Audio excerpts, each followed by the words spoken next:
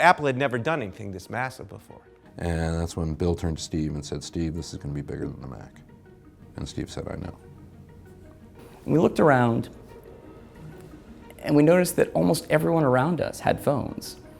And everyone was complaining about their phones. And we thought, could we build something better? You know, it's a roller coaster ride. And if it ain't scary, it ain't fun.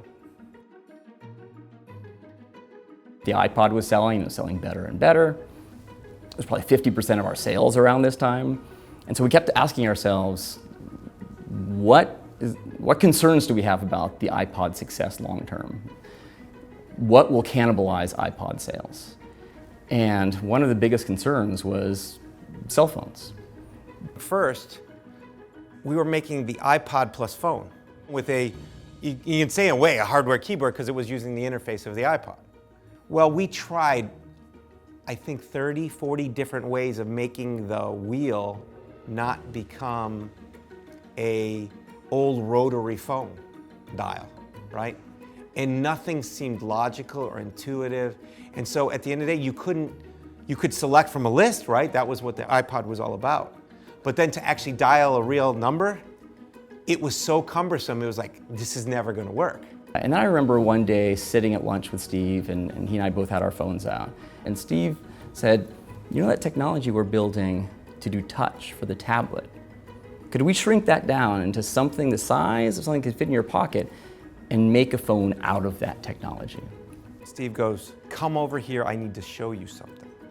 I said, sure, show me something. And so he walked me into the room, and he goes, it was basically like a ping pong table sized demo with a projector that was projecting a Mac interface on it. And he was like, check this out. It was, and you would use your whole hand and you could touch different things like it was a big, big Mac. And he's like, look at that, whap, whap, whap, whap. And I can do 2, and I can do 3, and I can I'm like, let's get all around it and do it. And it was literally a ping pong sized multi-touch display. And he goes, I think this is gonna solve our problem. There was a time in 2005, I think it was, that we'd been doing a lot of designs, but the designs weren't quite there yet. It didn't feel complete. And Steve came to one of our design meetings and he said, this isn't good enough. Like, this is it. You have to come up with something so much better. This is not good enough. He didn't have to read tea leaves. I mean, he said, if you don't start showing me something good soon, I'm gonna give the project to another team. And he said, you have 2 weeks. And so we went back and Greg assigned different specific ownership of different pieces of the design to different people. And that team worked 168 hours a week for 2 weeks. I mean, they never stopped. When they did stop, Greg got them a hotel room across the road so they wouldn't have to drive home if they lived in San Francisco. And at the end of those 2 weeks, I remember looking at this thing and thinking, this is phenomenal. Like, this is it. Like, we have cracked it. The first time he saw it, he was completely silent. He didn't say a thing. He didn't say a thing, he didn't gesture, he didn't ask a question. And then he sat back and said, show it to me again. And so we go through it again, we go through the whole thing again. Yeah, Steve was pretty much blown away by the demonstration. It was great work. Our reward for doing a great job on that demonstration was to, kill ourselves over the next 2.5 years. The biggest science project of the entire endeavor, I think, for software was the soft keyboard. We knew we'd be able to create a keyboard, but we knew we'd be compared against the BlackBerry. The BlackBerry was the most popular smartphone out at the time. It was called the Crackberry, right? We hadn't seen multi-touch in action, right? Was multi-touch touchscreen actually going to deliver a good enough? And how good is good enough compared to this keyboard, this Crackberry keyboard? We're bringing up a whole vocabulary. We're bringing up a visual vocabulary, what the touch interactions would be like. Pinch to zoom and the scrolling behavior with the, we call it rubber banding, the bounce at the end of a scroll to indicate you're at the end of the list. It was all new. I remember we got somewhere in, I think it was early 2006, and I could see the light at the end of the tunnel for the iPhone OS. I could see when it was going to ship. The keyboard wasn't there. Its accuracy was poor. It was hard to use. If you wanted to write an email, you'd give up. And so I went and I froze all development on all applications. And every UI developer at this point moved over, and I said, we're going to spend a few weeks and everyone's building keyboards. And at the end of, let's say 3 weeks, we all got together in a conference room and everyone got up and started demoing the keyboards they created. And some of these were just crazy. I mean, you'd do these gestures, these super complex gestures that were really hard to learn. And one guy came in with his keyboard. It looked like a natural QWERTY keyboard. It's the kind of keyboard you use on your computer. It looked just like that.